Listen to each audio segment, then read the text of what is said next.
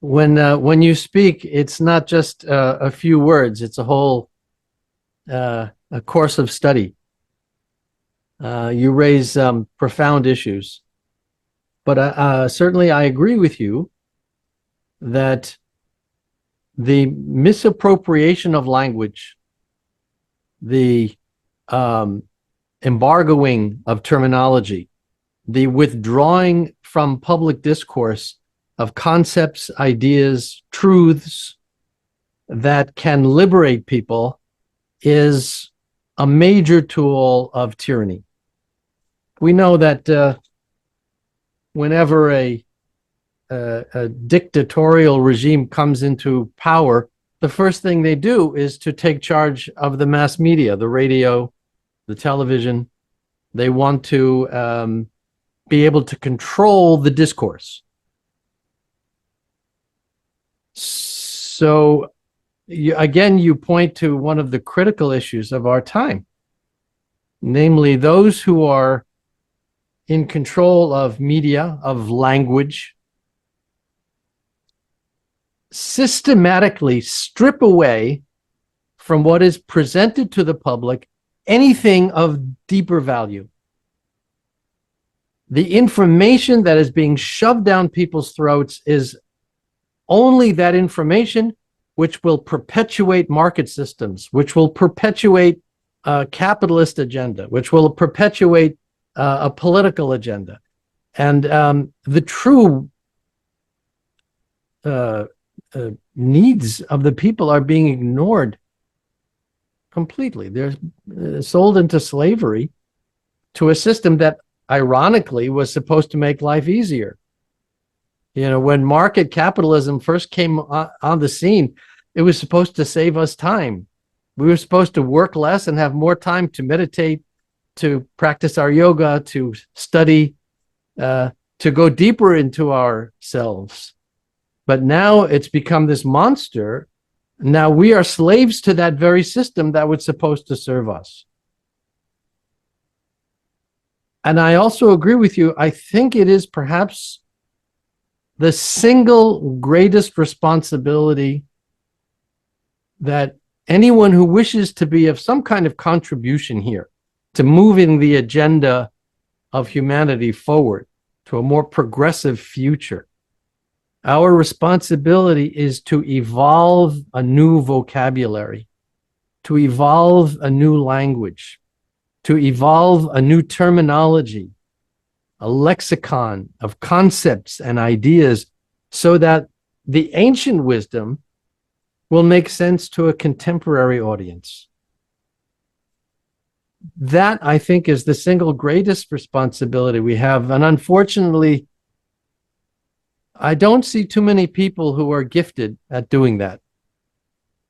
Either they get stuck in the terminology of the past, or they have not understood the ideas well enough to translate those terms into a modern language.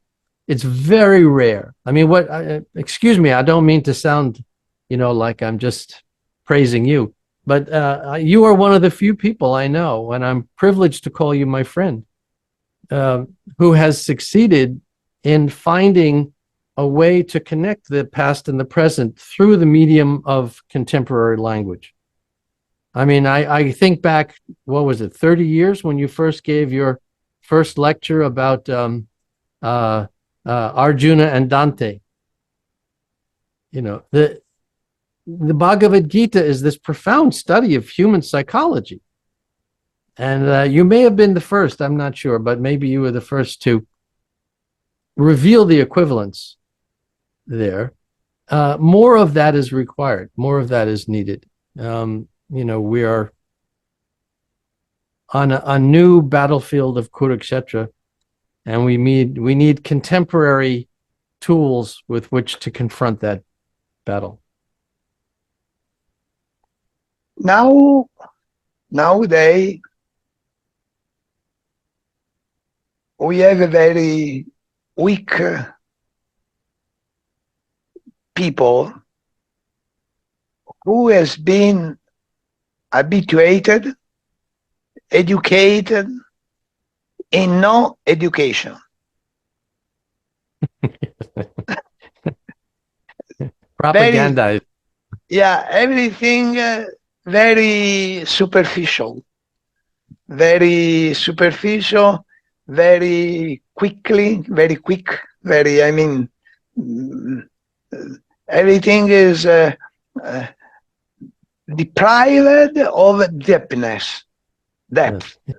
Yes. deprived of depth. Even yoga, do you know? Let's say I would say, New Age, they must be distinguished, I mean, from the primary sources like Shruti and Smriti. Shruti is the revelation, and Smriti is the memory. I mean, propagating what is being revealed through the centuries, millennium, and so on.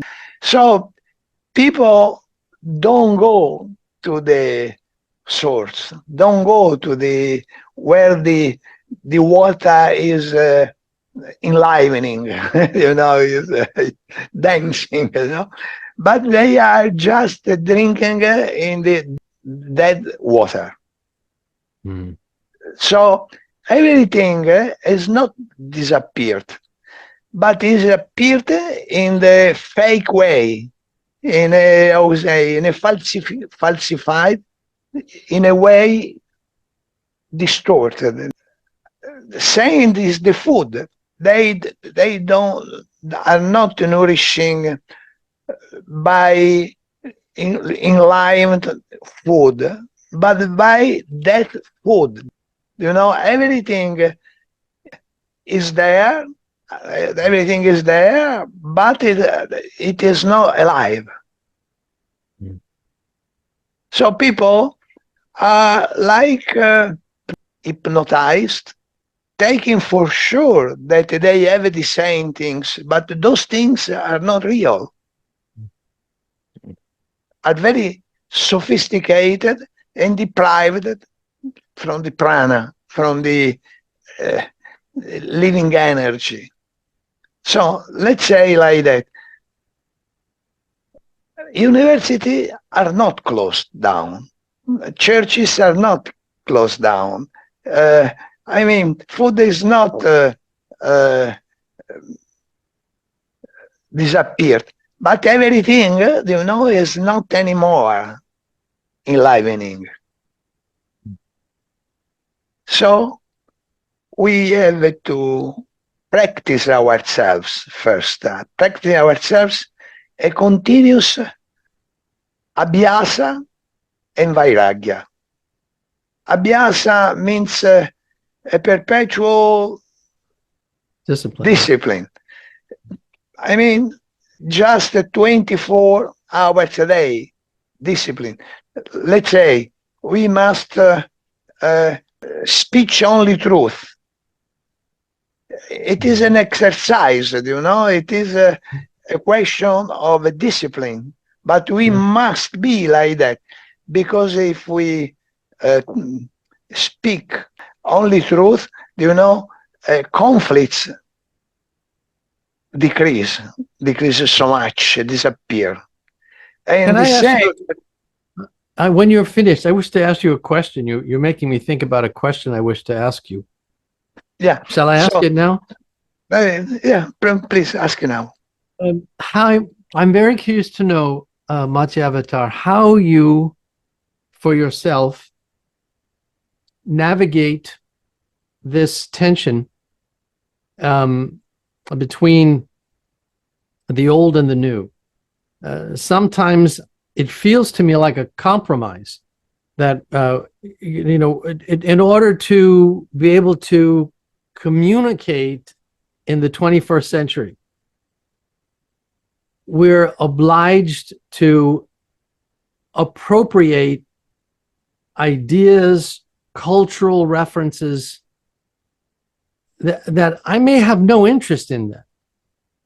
It strikes me, so much around us strikes me as shallow. Like you were saying, it's missing the prana, you know, it has no life. It's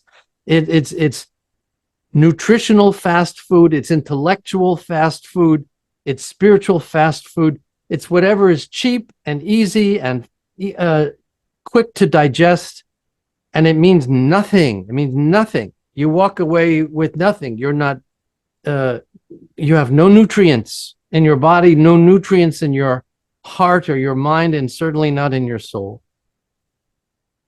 So I'm very curious to know, how do you avoid, if we have to speak in a contemporary culture, in a contemporary language, how do you avoid having to appropriate the shallow references and terminologies around us?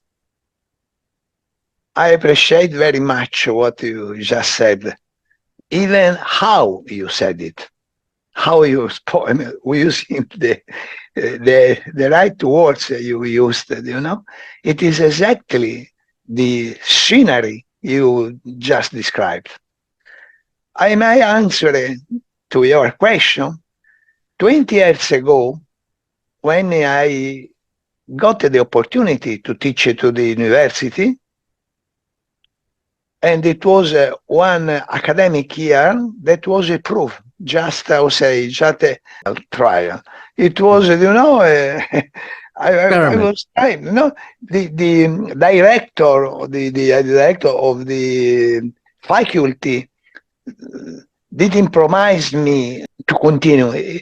He told me, you know, let's see what you are doing, and then I let you know if we are going on or not. So I was trying in the ISKCON society, International Society, to bring a new vocabulary, because the vocabulary I have got on 76 was not, I would say, appropriate, was not the best to spread the Krishna consciousness in the higher society. So after almost 19 years, I had that opportunity to give a course, one academic year, to the Siena University.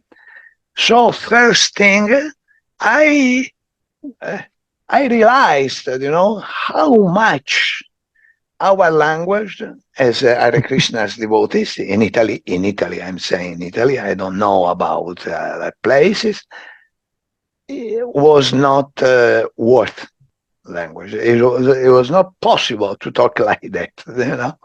It was deprived of the philosophical background. Excuse me? Yes. It was not relevant to the people you're speaking to. Exactly, because when the devotees were saying the Krishna philosophy, that was a theology, not philosophy. So I couldn't go to teach theology. They were not interested in giving me the mandate, I would say, the in charge, you know, to teach theology. They want that I could speak about history and sociology and philosophy and psychology of the Indian culture, not theology. I was very aware that I had to use a different language, and that I was trying, you know, in the previous years, let's say, for the previous 10 years, I was trying, you know, to change my vocabulary, because it was 19 years after I met Srila Prabhupada. So I had 19 years to nurture myself with the Hare Krishna vocabulary. Let's say like that. So, and I already tried, you know, to develop another kind of vocabulary in order to deal with the people I was used to deal before. So after 19 years, I came, the opportunity to teach in the university. I brought my new vocabulary, my new, what I had elaborated, but keeping all the Siddhanta of the Hare Krishna movement. The Siddhanta, I mean, the Gita Sara. Gita Sara means the essence of the Gita, but expressed with so many references to Greek philosophers, Roman philosophers, Latin philosophers, and historic, from, I mean, I was mixing, the history of the Indian religions, Indian culture, with the European, Western cultures. And it worked very much. It worked very much, very nicely. And they confirmed to me the second year, the third year, the fourth year, the first year. So in the second year in teaching to Centro University, that the university came up with a proposition, the director of the board of the university, of that faculty, that the teachings I was giving in the Centro University in that special matter could qualify teachers of any kind, of any level, to be the credits, to make their career. So after the first year, starting from the second year, many professors, even university professors, came to our courses, because the courses were made like that. That's history. It is written. They have the declaration by the national gazette, the national journal, academic journal. Everything is documented. So I'm answering in this way. We must be able to be a real pontefice. Il pontefice, pontifex. Pontifex in Latin is who is making the bridge. All our effort should be making the bridge between the culture we are bringing out and the culture of those we are talking to.